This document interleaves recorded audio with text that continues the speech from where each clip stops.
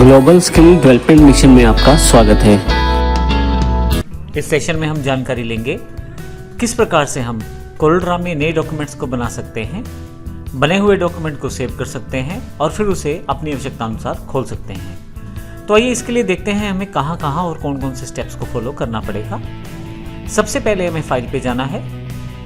यहाँ पे हमारे पास वो सभी कमांड्स बेसिक्स उपलब्ध हैं जिनसे हम अपनी फाइल को सेव कर सकते हैं। इसके लिए सबसे पहले यहाँ मैं कुछ ड्रॉ कर देता हूँ ताकि मेरे पास कुछ यहाँ ऑब्जेक्ट्स रहें जिनको मैं सेव करना चाहता हूँ। मैं यहाँ केवल एग्जाम्पल के लिए 2 ऑब्जेक्ट मैंने यहाँ क्रिएट कर दिए हैं जिनको मैं यहाँ पे सेव करना चाहता हूँ अपनी फाइल में। अब मैं यहाँ पे फाइल पे जाऊँगा। सबसे पहले अगर आप देखें जो फाइल आपने बनाई है उसको आप सेव करना चाहें तो सेव पे क्लिक करें। जब आप सेव पे क्लिक करेंगे तो आपसे स्पेसिफिकली पर्टिकुलर पाथ की जानकारी मांगी जाएगी जिसमें आप पाथ डिफाइन करके इस फाइल को सेव कर सकते हैं। मैं यहाँ डी पे जो मेरी डी ड्राइव है वहाँ पर जाकर कोरल आउटपुट में इसे फाइल को सेव करना चाहता हूँ। मैं फाइल का नाम डिफाइन कर सकता हूँ।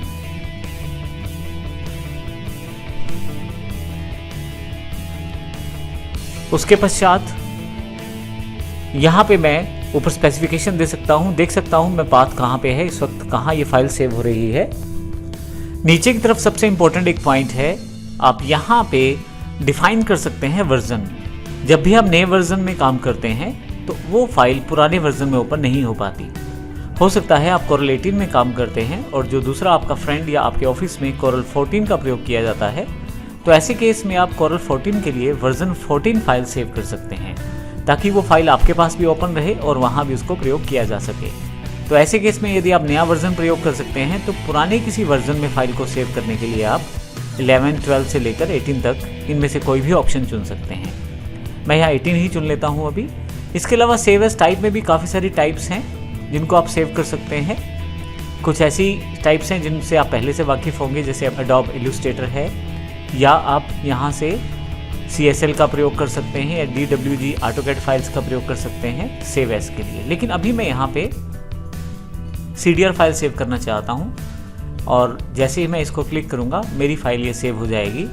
ये जानकारी मुझे यहाँ दिए गए नाम से मिल जाएगी। मैं माउस अगर यहाँ रखूँ तो मुझे जानकारी दी जाएगी कि मेरी फाइल कहाँ पे पड़ी हुई है। इस प्रकार से मैं आसानी से अपने कंप्यूटर में कोरलड्रा की फाइलें रख सकता हूँ। नई फाइल बनाने के लिए आपको फाइल पे न्यू पे जाना है। जैसे ही आप न्यू करते हैं आप इसका शॉर्टकट भी प्रयोग कर सकते हैं Ctrl+N। जैसे ही मैं न्यू पे क्लिक करता हूँ मेरे पास एक फाइल क्रिएशन के लिए बॉक्स अवेलेबल हो जाता है। इस डायलॉग बॉक्स में मैं बेसिक सेटिंग्स करके अपना नई फाइल ओपन कर सकता हूँ। आप देखें सबसे पहले नाम है, आप नेम डिसाइड कर सकते हैं। प्रीसेट डेस्टिनेशन क्या हो, किस तरह का आप डेस्टिनेशन चाहते हैं प्रीसेट में, वो प्रयोग कर सकते हैं। मैं कोरलड्रा डिफ़ॉल्ट ही प्रयोग करता हूँ। आप पेपर का साइज़ भी डिफाइन कर सकते हैं जिस पे आप ड्रॉ करना चाहते हैं। तो यहाँ पे अलग अलग साइजेस उपलब्ध हैं। अगर मैं A4 साइज़ के पेपर पे ड्रॉ करना चाहता हूँ तो यहाँ A4 सेलेक्ट कर लूँगा। इसके अतिरिक्त भी कस्टम साइजेस काफ़ी सारे अवेलेबल हैं जो आप प्रयोग कर सकते हैं। यहाँ नीचे की तरफ आप स्पेसिफिकली विड्थ और हाइट डिफाइन कर सकते हैं और साथ ही यहाँ पे यूनिट भी डिफाइन कर सकते हैं किस में आप ड्राइंग करना चाहते हैं और जिस यूनिट को आप फॉलो करना चाहते हैं अपनी ड्राइंग में उसका प्रयोग करें। आप नंबर ऑफ़ पेजेस डिसाइड कर सकते हैं इनिशियली कितने नंबर ऑफ़ पेजेस आपके पास इस फाइल में बने रहे। मैं 3 कर देता हूँ। प्राइमरी कलर मोड आप प्रयोग कर सकते हैं। यहाँ पे बेसिक 2 मोड दिए गए हैं, RGB और CMYK। आप इन दोनों मोड्स में से कोई भी मोड जिसमें आप प्रयोग करना चाहते हैं कार्य कर सकते हैं। मुख्यतः कोरलड्रा में CMYK में ही काम किया जाता है क्योंकि मोस्टली जितनी भी प्रिंटिंग मशीन्स रहती हैं और जितनी भी प्रिंटिंग प्रेसेस की डिवाइसेस रहती हैं वो CMYK को फॉलो करती हैं। नीचे की तरफ रेंडरिंग रेजोल्यूशन है वो डिसाइड कर सकते हैं और इसी तरह से इन सेटिंग्स के अलावा नीचे आप कलर सेटिंग्स कर सकते हैं। यहाँ से पर्टिकुलर RGB प्रोफाइल या CMYK फाइल को चुन सकते हैं। मैं यहाँ से मिनिमाइज कर देता हूँ। फर्दर आप डिस्क्रिप्शन देखना चाहते हैं तो आप यहाँ पे एक डिस्क्रिप्टिव स्टेटमेंट भी देख सकते हैं। इन सब चीज़ों की सेटिंग के बाद मैं यहाँ ओके कर देता हूँ।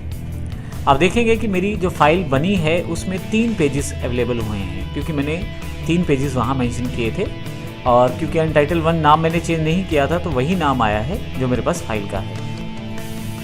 नई फाइल क्रिएट करने का सबसे आसान तरीका आपके पास यहाँ टैब में प्लस का निशान दिया हुआ है, यदि आप यहाँ क्लिक करें तो आपके पास नया डॉक्यूमेंट यहीं पे ओपन हो जाएगा। मैं डिफ़ॉल्ट सेटिंग्स के साथ ओके कर देता हूँ तो आप देखेंगे यहाँ पे अनटाइटल्ड 2 के नाम से मेरे पास पेज डिफाइंड हो गया है। तो यहाँ पे मैं आसानी से काम कर सकता हूँ। तो इस तरह से आप नई फाइल क्रिएट कर सकते हैं आसानी से और उसका प्रयोग कर सकते हैं। धन्यवाद।